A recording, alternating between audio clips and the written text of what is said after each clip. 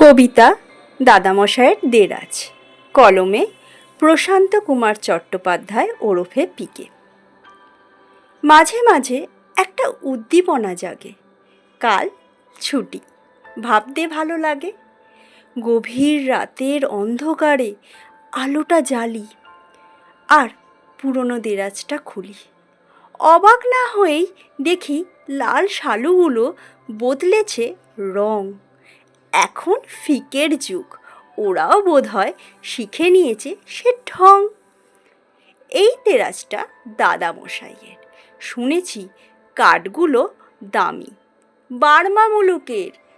দাদামশাই সবাইকে দেখিয়ে বলতেন, এটাকে কোনোদিনও কাটতে পারবে না কোনো পোকা। অথচ ভেতরে অজস্র ছিদ্র নিমিষেই মনে করিয়ে দেয়, দাদামশাই তুমি ছিলে বড় বোকা।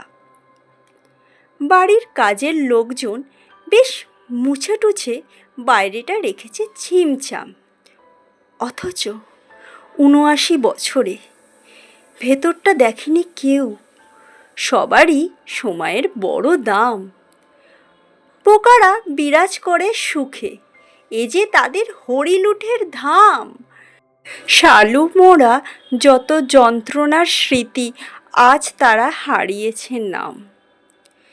যারা আজ আছে নড়ে চড়ে, হুঙ্কার দিয়ে কাঁটা মারে, আর সর্বদাই মেতে থাকে নিত্য নতুন তাণ্ডব নৃত্যে, তারাই শ্রেষ্ঠ।